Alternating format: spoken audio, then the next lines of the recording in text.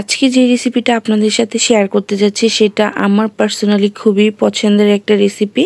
আর এটা কিন্তু আমি প্রায় সময় করে খাই, তাই জন্যই আপনাদের সাথে শেয়ার করা। চলুন তাহলে শুরু করা যাক। আসসালামু আলাইকুম এভরিওয়ান। ফার্স্টেই আমি একটা প্যান নিয়েছি আর এর ভিতরে কিন্তু আমি দিয়ে দিব পর্যাপ্ত পরিমাণ তেল। আর তেলটা একটু গরম হয়ে আসলে এর ভিতরে আমি দিয়ে দিব একটু স্বাদমতো লবণ আর একটু হলুদের গুঁড়া। এখন একটু নেড়ে দিব আর নেড়ে দিয়ে আমি এর ভিতরে এখন ভেজে নিব হচ্ছে ডিম। আর এই ডিমগুলোকে সিদ্ধ করে আমি মাঝখান থেকে একটু কেটে নিয়েছি। আপনারা চাইলে কিন্তু আস্ত ডিম দিয়েও করতে পারেন। আর এখন আমি এটাকে খুব ভালো করে ভেজে নিব এপাশ ওপাশ করে। আর হ্যাঁ, আরেকটা কথা, আমি এখানে ডিমটা সিদ্ধ করে নিয়েছি। কেউ যদি চান ডিম শুধু পোস্ট করে খাবেন বা পোস্ট করে এই রান্নাটা রান্না করবেন, সেটাও কিন্তু পসিবল। এখন ডিমে আমি অনেকটা তেল দিয়ে দিয়েছিলাম যাতে ডিমটা সুন্দর করে ভাজা হয়, সেজন্য সেই তেল দিয়ে এখন আমি এই যে পেঁয়াজ, রসুন আর মরিচ ভেজে নিব। আর ভেজে নিয়ে এই যে মসুর ডাল আমি আগে থেকে ধুয়ে ফ্রেশ করে রেখেছি, এটাকে একটু সামান্য ভেজে নিব। এই রান্নাটা না খুব ইজিলি রান্না করা যায় অল্প উপকরণে। এটা খুব বেশি মশলার প্রয়োজন হয় না।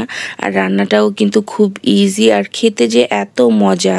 আমি এই রান্নাটা যখনই হাতে খুব কম সময় থাকে আমি এই রান্নাটা করে খাই। এটা কিন্তু আমার কাছে অনেক ভালো লাগে। আলু ভাজিটা দিয়েও একটু ভেজে নিয়েছি আর এখানে প্রয়োজন অনুযায়ী পানি দিয়ে দিয়েছি। আপনারা আপনাদের প্রয়োজন অনুযায়ী দিবেন। যাদের ডালটা সিদ্ধ হতে দেরি লাগবে তারা কিন্তু একটু বেশি পানির পরিমাণ দিবেন, বা যারা আরেকটু পাতলা খেতে চাবেন তারাও কিন্তু দিয়ে নেবেন। এরপরে ডালটা হয়ে যাওয়ার পরে আমি হচ্ছে ভাজা ডিমগুলো দিয়ে নামানোর 5 মিনিট আগে একটু ধনিয়া পাতা দিয়ে একটু রান্না করে নিয়েছি। আমার কিন্তু ডালটা একদম রেডি হয়ে গিয়েছে। আর বিশ্বাস করবেন না, এটা যদি বাসায় ট্রাই করেন তাহলেই বুঝতে পারবেন এটা যে কতটা মজা হয় আর ঝটপট রান্না করা যায়। দেখা গেছে বাসায় কিচ্ছু নাই, তখন হচ্ছে গিয়ে শুধু ডাল আর ডিম দিয়ে রেসিপিটা ঝটপট করে নিতে পারবেন।